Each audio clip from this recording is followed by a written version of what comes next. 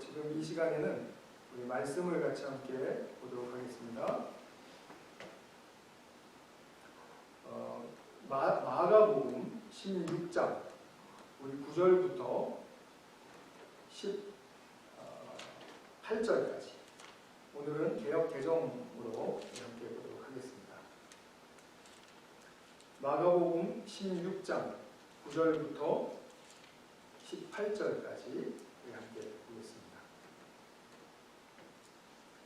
제가 봉독하겠습니다.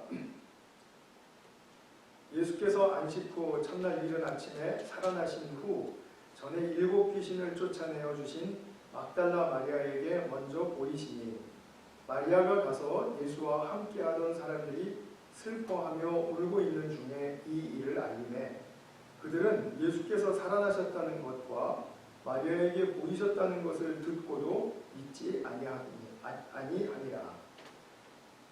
그 후에 그들 중 2 사람이 걸어서 시골로 갈 때 예수께서 다른 모양으로 그들에게 나타나시니 2 사람이 가서 남은 제자들에게 알리었으되 역시 믿지 아니하니라. 그 후에 11 제자가 음식 먹을 때 예수께서 그들에게 나타나사 그들의 믿음 없는 것과 마음이 완악한 것을 꾸짖으시니 이는 자기가 살아난 것을 본 자들의 말을 믿지 아니함이로라. 또 이르시되 너희는 온 천하에 다니며 만민에게 복음을 전파하라. 믿고 세례를 받는 사람은 구원을 얻을 것이요 믿지 않는 사람은 정죄를 받으리라. 믿는 자들에게는 이런 표적이 따르리니 곧 그들이 내 이름으로 귀신을 쫓아내며 새 방언을 말하며 뱀을 집어 올리며 무슨 독을 마실지라도 해를 받지 아니하며 병든 사람에게 손을 얹은즉 나으리라 하시리라. 아멘. 네, 2020년도 우리 부활절 예배를 우리가 또 상상하지 못했던 방법으로 이렇게 드리게 된 것 같습니다. 우리가 함께 모여서 부활을 축하하고 예배드리는 것이 우리의 진정으로 바라는 바이겠죠. 그러나 옆에 교우들이 같이 하시지 않아도 이제 함께 드린다는 예배 의식이 있으시지요. 그러리라고 믿습니다. 우리가 만나서 답답하지만 서로에게 관심과 또 사랑이 느껴질 때 새롭게 감사하고 그리고 또 힘을 얻게 되죠. 그것은 나와 이미 교제가 열린 이 모든 사람은 가치가 있고 또 의미가 있는 존재들이기 때문이라고 그렇게 믿습니다. 우리가 새롭게 그 어떤 가치를 발견하거나 또 그 의미를 알게 되면 그러면 우리 인간에게는 이 감사라는 감정이 솟아나죠. 정말 우리가 만나지 못하는 것 하나만 빼고 우리가 모든 것들을 통해서 새롭게 감사하고 힘을 얻게 되는 그런 역사가 있기를 바랍니다. 이것을 많이 누리실 때 우리에게는 우리가 또 생각지 못했던 또 다른 행복이 따라오고요. 그리고 생명이 교통하는 살아있는 힘을 느끼게 될 것입니다. 우리가 볼 수 없는 차원에서도 이렇게 소중한 의미를 발견할 수 있는 것처럼 주님과의 관계에서도 그렇겠죠. 주님은 우리 눈에 보이시지 않고 또 육신으로 함께 하시지 않지만 우리가 그분께 감사하고 또 그분과의 함께 누리는 그 축복을 우리가 가질 수 있습니다. 그러나 오늘 본문을 보시면 예수님은 부활하신 후에 분명히 당신의 몸을 제자들과 또 여인들 그리고 세상에 나타내셨습니다. 그 몸을 보이셨습니다. 그 이유가 무엇일까요? 그 이유는 당신이 몸으로 당하신 죽음을 정복하셨다라는 그 귀한 메시지를 전하시기 위함입니다. 그래서 오늘 우리가 본문을 보면서 주님의 죽으심 그리고 또 부활 그리고 부활 후에 약속하신 그 생명의 삶 이것에 대해서 우리가 본문을 좀 살피면서 말씀을 나누도록 하겠습니다.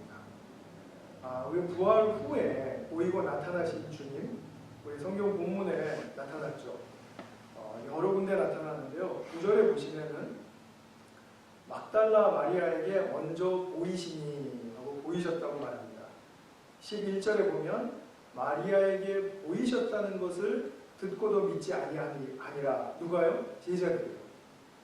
또 12절에 가보면 귀향하고 있는 제자들에게 또 다른 모양으로 나타나시니 이렇게 말하고 있습니다.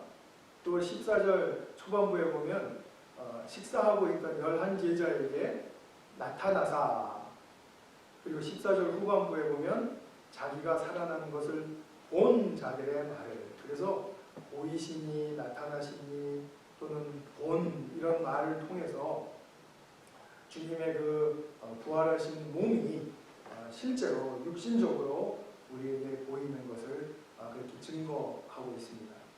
이 보이심을 통해서 마리아는 주님의 부활을 믿고 받아들였습니다. 이것이 이제 11절까지의 말씀입니다. 그런데 11제자들은 믿지 않았다고 합니다. 12절 보면 귀향하던 두 제자도 그렇고요. 또 14절 보면 음식 먹고 있던 11제자에게 나타나셨는데도 믿지 않았습니다.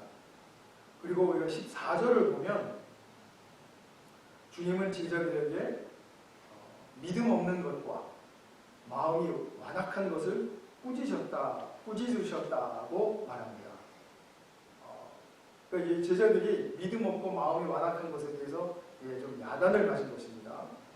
근데 이 꾸짖으셨다라는 말은 마태복음 11장 20절에 이러한 이제 그 용례로 사용이 됩니다. 예수께서 권능을 가장 많이 베푸신 고울들이 회개치 아니하므로 그때 책망하셨다라는 그런 원어와 똑같은 단어입니다. 또 이 단어가 사용된 구절을 보면 마태복음 5장 11절에서 찾으실 수 있습니다. 그것은 산상수훈에서 예수님께서 하시는 말씀 중에 나오죠. 나를 인하여 너희를 욕하고 핍박하고 그리고 등등등 악한 말을 할 때에는 복이 있나니. 예수님으로 인해서 믿는 성도들이 욕을 받는다. 그러니까 욕하는 사람이 있다. 이럴 때 그 욕한다라는 말과도 똑같은 단어입니다. 그러니까 이것을 좀 종합해 보면 예수님께서는 이제 제자들에게 굉장히 심히 거세게 격하게 뭔가를 책망하시는 이제 그런 그 분위기를 우리가 볼 수가 있습니다. 근데 주님의 그렇게 심하게 책망하시는 의도가 뭘까요? 그들이 부활을 바라보는 그런 믿음의 관점을 새롭게 세울 것을 촉구하고 싶으셨기 때문입니다. 그러니까 말하자면 주님이 죽으시기 전에 그 예수님을 바라보던 그 관점과 지금 부활 후에 주님을 바라보아야 하는 관점이 새로워져야 된다 이것이죠. 물론 연속성이 있지만 그러나 무언가 더 새롭게 보지 않으면 그러면은 그 부활의 의미를 알 수가 없기 때문에 주님께서는 지금 제자들에게 이렇게 좀 다소 격하게 꾸짖으시는 것입니다. 그들에게 믿음이 없는 것은 곧 마음이 완악하다라는 그런 말을 뜻이 되는 것이죠. 마음이 완악하다라는 말은 좀 거친 표현일지 몰라도 그것이 무슨 뜻입니까? 그들이 보는 관점이 자기 식대로 고정되어 있다 이 말입니다. 그래서 하나님이나 다른 사람들의 어떤 말과 요구에 대해서 냉정하고 들은 척 안 하고 그리고 배타적인 태도를 말하는 것입니다. 나 다 알아. 다 봤어. 하여튼 그런 거지 뭐. 말 안 해도 내가 알아. 이렇게 자기를 고치려고 하지 않는 그런 옛 관점을 고수하려고 하는 것. 그것을 지금 완악하다고 그렇게 표현했습니다. 이 완악한 태도가 왜 나쁜 걸까요? 뭐 여러 가지가 있겠죠. 그러나 완악하면 그 다음에 영적인 단계로 성장하며 나아가야 할 그런 영적 진보를 차단하기 때문입니다. 그래서 더 이상 어떤 영적인 좋은 일들이 생기지를 못하는 거죠. 그냥 옛날에 믿었던 대로, 옛날에 알았던 대로 그렇게 살아가는 길밖에는 없는 거죠. 그래서 제자들은 그런 영적인 정체 상태에 머물고 있었기 때문에 주님께서 이들을 꾸짖으셨다라는 거죠.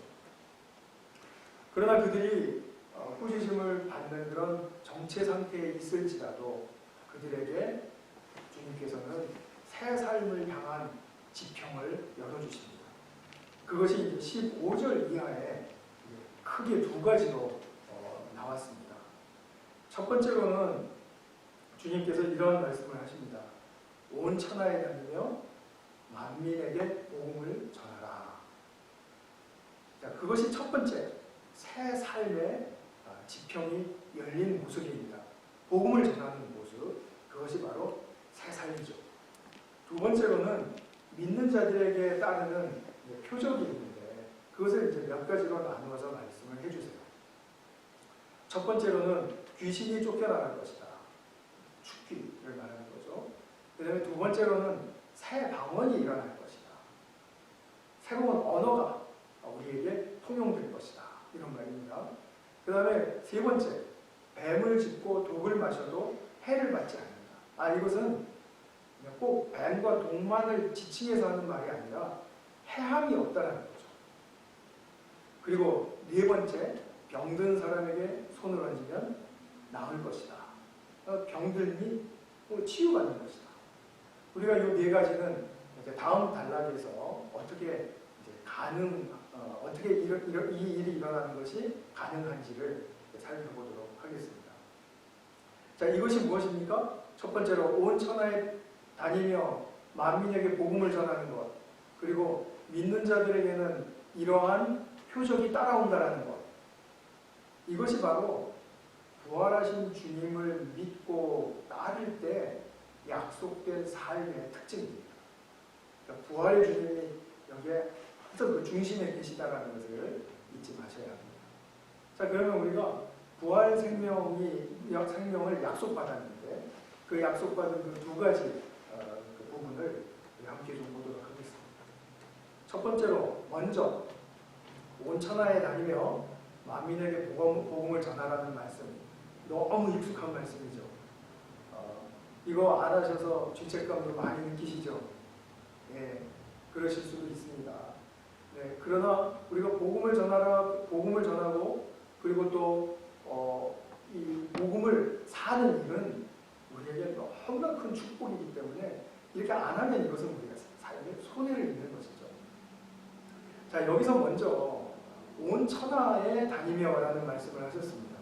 자, 온 천하를 다니면 그러면 예수님을 믿는 사람들은 그냥 모두가 다 뿔뿔이 흩어져서 구석구석 이 시골 저 시골 그리고 이 나라 저 나라 다 다니면서 그렇게 복음을 전하라는 말일까요? 그런 게 아니죠. 이 온 천하를 다른 성경에서는 또 다른 말로 표현을 합니다. 어떤 말로 표현을 할까요? 사도행전 1장 8절에 보면 땅끝이라는 말이 나오죠. 땅끝. 온 천하는 지금 땅끝을 말하는 것입니다. 자, 그럼 성경이 쓰여지던 그 당시에 그 땅끝이란 어디를 말하는 걸까요? 그것은 당시에 온 세계를 호령하고 있던 로마 제국의 통치가 미치고 있었던 그 영역을 말합니다. 사도 바울도 물론 스페인을 가기를 원한다면, 허용된다면 스페인 가기를 원했지만 로마에 복음을 전하는 것이 최종의 목적이라고 그렇게 말을 했죠. 그러면 그때 당시에 땅끝, 온 천하는 로마 제국의 영역입니다. 자, 로마 제국에서는 어떤 일이 일어나죠? 거기 그 땅, 로마 제국의 그 통치의 치하에서는 황제를 신이라고 선포합니다. 그리고 그 황제만이 유일한 숭배의 대상이라고 말하는 것입니다. 그런데 이 땅에서, 그 땅에서 부활하신 예수님이야말로 진정한 왕이시다. 황제가 진정한 왕이 아니다. 라고 선포하라는 거죠. 생명을 건 지금 행동을 요구하시는 것입니다. 그렇게 함으로써 그분의 많은 백성들이 모아지도록, 그래서 예수님을 진정한 왕으로 섬기고 예배하는 그러한 사람들이 많아지도록 이 복된 소식을 전하라는 거죠.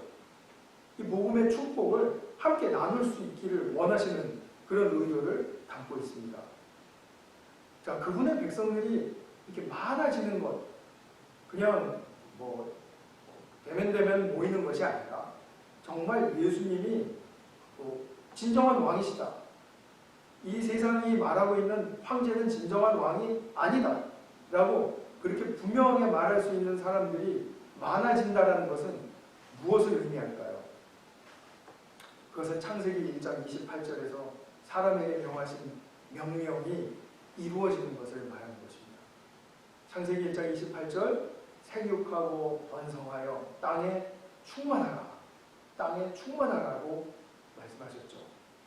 창조 때의 그 명령의 맥락에서 예수님의 이 말씀은 굉장히 중요한 의미를 떠올리게 합니다.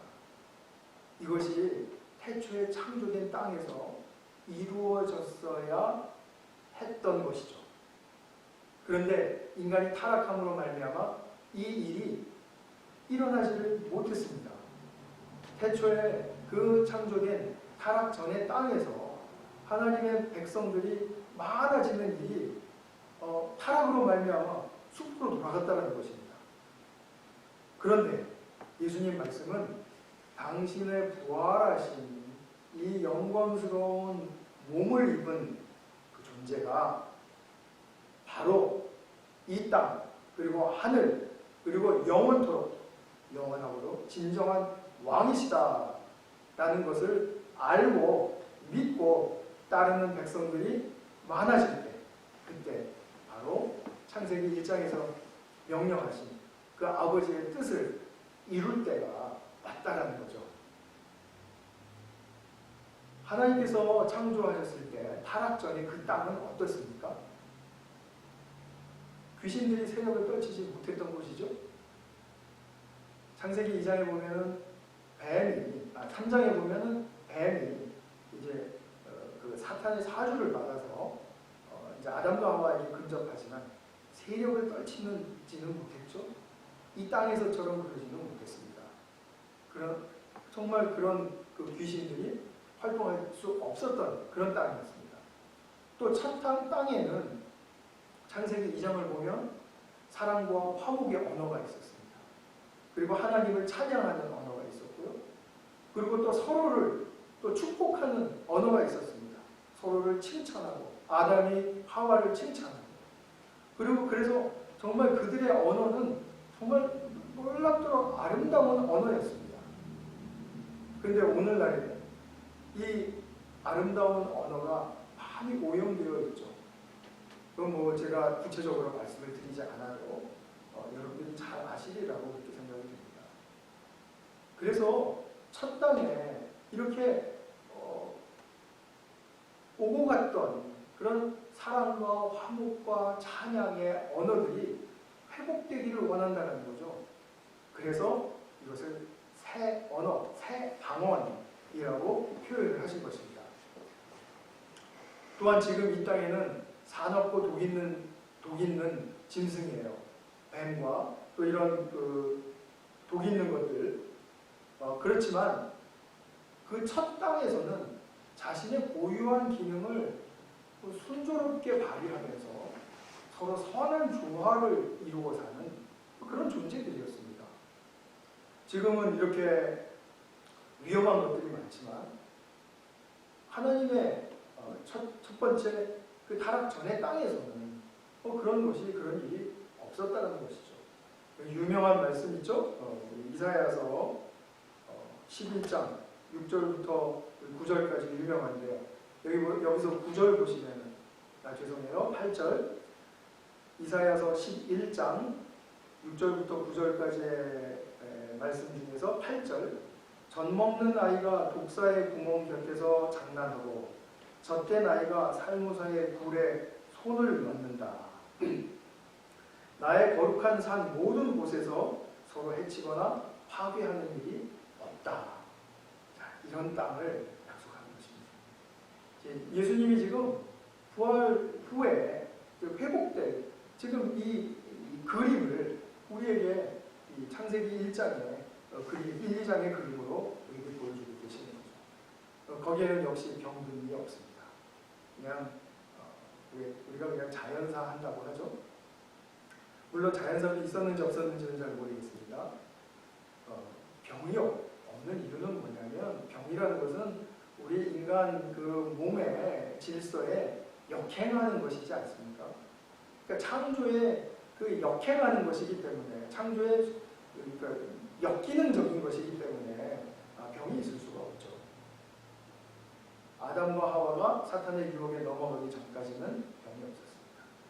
그래서 오늘 이 마가복음 16장 17절, 18절의 말씀에서 약속된 것은 우리가 창조의 회복을 의미하는 것이다. 첫 창조의 회복을 의미하는 것이다. 라는 그런 측면에서 보실 때 훨씬 더 선명한 이해가 있을 수 있습니다. 정리하면 예수님의 부활의 소식은 이 땅에서 진정한 왕이 누구냐? 바로 주님이시다. 이것을 인정할 때 태초에 계획하셨던 주님의 선하고 아름다운 그런 질서가, 창조의 질서가 회복이 되어서 평강이 주장하고, 그래서 새로운 생명의 세계가 부요하게 열린다라고 말해주는 것입니다. 이것이 바로 예수님의 부활의 소식 속에서 말하고 있는 내용이죠. 그렇다면 주님이 이 생명의 세계를 열어주시기 위해서 부활의 새 몸으로 나타나셔야만 했었어요.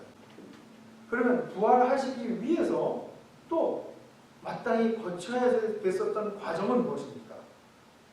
그 과정은 죽음이었죠. 그 죽음은 인간의 죄로 말미암은 것이었죠. 그래서 반드시 치러져야만 했을 그런 삭시였다. 영어로는 랜섬이었다. 이렇게 말하죠. 그렇게 성경은 말하고 있습니다. 그래서 예수님은 인간의 죄로 말미암아 죽으셨고, 그리고 그 과정을 통해서 부활하셨고, 그리고 그 부활을 통해서 창조의 회복, 즉 구원의 성취, 아버지의 뜻을 이루신 구원의 성취는 죽음을 통과해야 한다라는 것을 우리가 보게 됩니다. 자, 그러면 마지막 단락에서 우리는 부활은 죽음으로부터 온다라는 중요한 영적인 교훈을 새겨야 합니다. 부활이란 죽음 속에서만 일어나는 일입니다. 다시 사는 것을 부활이라고 하잖아요. 그러니까 다시 살려면 어떻게 되어야 됩니까? 죽어야 되는 거죠. 죽지 않으면 부활은 불가능한 것입니다. 이것을 꼭 기억하셔야 합니다. 우리가 죽지 않고 부활을 그냥 날로 먹을 수 없습니다. 죄로 시작되고 죄에 물든 인간의 역사 속에서는 죽지 않고 부활 생명을 누릴 수 있는 길이 없습니다. 주님이 십자가 죽음을 통해서 분명히 그것을 보여주셨음을 우리 지난 고난주간 말씀 묵상을 통해서 봤죠.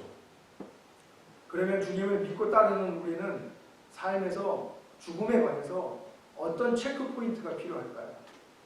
그것은 누구의 죄이든지, 나의 죄든지, 남의 죄든지, 모두의 죄이든지 그 죄와 죄의 결과를 어떻게 대하는가에 달려 있습니다. 여기서 중요한 것은 죄와 죄의 결과를 대하는 그런 측면에서 나의 죽음입니다. 죄와 싸우려고 아닙니다. 죄를 싫어하고 비판하고 비난하고 아닙니다. 그렇게 하면 죄에 점점 더 빨려 들어갑니다. 죄에 대해서는 죽어야 합니다. 누구도 차별 없이 어떤 죄로 인하든지 간에 그것으로 말미암아 미래에 우리는 다 죽을 존재입니다. 그런데 그 미래가 오기 전에 새 생명으로 나아가는 길, 즉 부활의 주를 믿고 구원을 성취하고 창조의 회복으로 나아가는 길은 바로 우리가 죽어야 할 미래가 오기 전에 지금 이 죄를 끊어버리는 그 일을 하면 삽니다. 근데 그 죄를 끊는 길이 무엇이라고요? 죽는 것이라는 거죠. 그래서 나의 죽음은 죄를 끊는 길입니다. 이것은 예수님께서 너무나도 선명하게 보여주셨어요. 고난주간 메시지 속에서 인간이 그렇게 극렬하게 죄를 표명하고 행동으로 나타내고 그리고 그것을 완전히 그 몰상식한 수준에서 모욕하고 그리고 폭력을 사용하고 하더라도 주님께서 그것을 어떻게 대하셨느냐라는 거죠. 거기에 대해서 싸우셨나요? 그것을 비판하셨나요? 아니죠. 예수님은 그때서부터 이미 인간의 죄에 대해서 죽으신 것입니다. 자, 죄에 대해서 그렇게 죽으신 죽음을 넘어서 무엇으로 나아가게 됩니까? 새 생명으로 나아가게 됩니다. 부활의 생명으로 나아가게 됩니다. 이것 또한 오늘 본문을 통해서 예수님께서 보여주신 것이죠. 그래서 죄에 대해서 내가 죽는다라는 말은 죄를 끊는 길이기도 함과 동시에 새 생명으로 나아가는 길입니다. 어떤 죽음입니까? 나의 욕망의 죽음입니다. 이기심의 죽음, 남을 탓하고 공격하고 비난하는 것의 죽음, 쓸데없는 자기 비하로부터의 죽음. 혹시라도 나는 왜 이렇게 쓸모없지? 나는 잘못 태어났나? 이런 자기 비하 거두어 가시기 바랍니다. 거기에 대해서 또 죽으셔야 합니다. 물론 우리가 누구에 대해서 적개심을 가지고 있다, 또 분노한다라든지 이런 것으로부터도 죽어야 합니다. 컨트롤 이슈, 굉장히 유혹이 강하죠. 이것으로부터도 죽어야 합니다. 이런 모든 것들은 죽어야 한다라고 말씀을 드리면 맞습니다 라고 지금 이 자리에서는 인정하실 수 있을지 몰라요. 그러나 삶의 구체적인 정황에서 딱 부딪히면은 난 이거 없으면 안 돼요. 좀 다소 이기적으로 보일지라도 그런 건 잊어버리고 난 이거 없으면 안 돼요 하고 정당화할 수 있습니다. 내가 너무 힘들고 우리 세상이 너무 힘들어지면 그것을 잘못한 사람들에 대해서 탓하고 공격하는 것 얼마든지 정당화할 수 있습니다. 자기 비하 얼마든지 정당화할 수 있습니다. 난 이렇게 실패하지 않았습니까? 나는 이렇게 못나지 않았습니까? 나는 이렇게 관계가 좋지 않지 않습니까?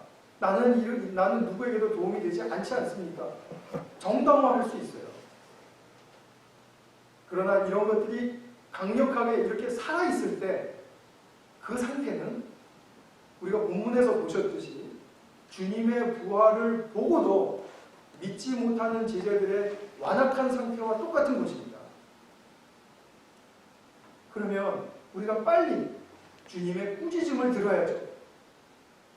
왜냐하면 꾸짖음을 듣고 나의 방향을 바꾸지 않으면 부활 생명을 못 입게 됩니다. 아버지의 뜻을 이루어드릴 수 없으니까. 창조의 회복이 일어나지 않으니까. 구원의 성취가 이루어질 수 없기 때문에 우리는 이것을 분명하게 감당해야 되는 것이죠. 죽음에 관해서만큼은 우리가 분명하게 감당해야 하는 것이죠.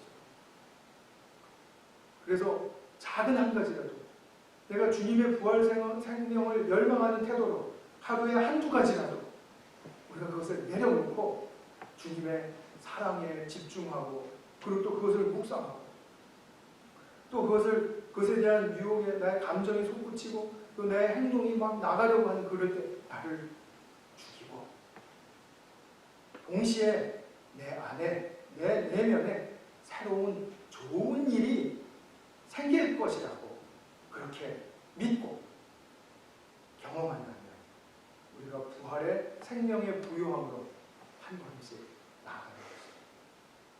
그런데 우리는 대개 나의 내면에 좋은 일이 생길 것이라고 그렇게 생각조차 잘 하지 못하는 것 같습니다. 나의 조건과 나의 환경 이것은 좋아질 것이라고 기대하고 또 생각하고 상상하는 것 같아요. 그러나 내가 이렇게 죽을 때 내게 얼마나 좋은 일이 일어날까는 미리 예측하고 싶지도 않고 또 기대한다는 것이 허무한 것 같고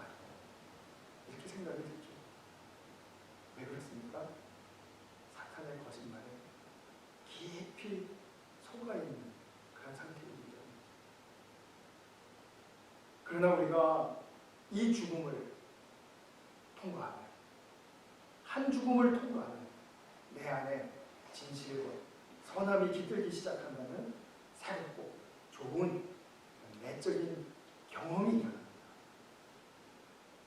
새롭게 일어나는 이 내적인 상태, 부활이죠. 이것을 통해서 내가 생명을 새롭게 누리고, 또 그것이 내가 그것을 많이 누리다 보면 다른 사람과도 함께 교통할 수 있고 또 나눌 수 있는 그런 축복의 단계까지 가게 되는 것입니다. 내가 소생하는 것입니다. 우리가 이런 죽음을 경험할 때 꼭 기억해야 할 것이 있습니다. 죽음은 비참한 것이 아니다. 승리의 길이다. 이것입니다. 왜 승리의 길입니까? 주님은 당신의 죽으심으로 말미암아 죽음의 권세를 장악하셨습니다. 죽음을 장악하셨습니다. 자, 천국의 주인은 주님이시죠. 그때 우리 노진주 목사님 오셨을 때 하신 말씀 기억하시죠? 자, 지옥의 권세자는 누구이십니까? 역시 주님이십니다. 죽음의 권세자도 주님이십니다. 주님이 그것을 다 주장하십니다. 그렇기 때문에 그것은 부활을 믿는 성도들에게는 비참한 것이 아니고 쓸모없는 것이 아닙니다. 승리의 길인 것입니다. 요한계시록 1장 18절 후반부에 보면 예수님께서 요한에게 하시는 말씀이 나옵니다. 뭐라고 하시냐면, 나는 영원 무궁하도록 살아있어서 사망과 지옥의 열쇠를 가지고 있다. 사망과 지옥의 권세를 가지고 있다. 이렇게 말씀하시는 것입니다. 우리가 그냥 예수님을 믿지 않고 부활을 모르고 그런 상태에 있는 자연인일 때는 누구나 자기 생각과 방식대로 되어야 나도 잘 되고 공동체도 잘 되고 사회도 잘 되고 국가도 잘 될 것이라는 그런 거짓 믿음을 갖게 됩니다. 그런데 그것과 반대로 내가 죽었느냐를 체크하셔야 돼요. 내가 죽고 지금 그 믿음을 가지고 있느냐를 체크하셔야 돼요. 그래서 내가 그런 나의 의견에 대해서, 나의 주장에 대해서, 나의 생각과 방식에 대해서 죽으심을 본받아 죽었다면, 그러면 거기에서는 새로운 의미가 일어나고 또 발견된다는 것. 그럼으로써 정말 인간이 누릴 수 있는 인간됨의 축복의 장이 활짝 열린다는 것을 다 경험하실 수 있기를 바랍니다. 2020년 부활절을 맞아서 우리는 함께 모여서 축하하지는 못했지만, 또 예배하지는 못했지만, 어느 때보다도 진실된 죽음과 부활을 내 안에서 경험함으로 말미암아 주님께 더욱 큰 영광을 돌려드리고, 또 그 영광으로 말미암아 우리는 또 큰 축복을 얻게 됩니다. 그래서 놀라운 새 생명의 풍요함이 우리의 삶과 또 가정에 넘치시기를 축원합니다. 제가 기도하겠습니다. 하나님 아버지, 참 감사합니다.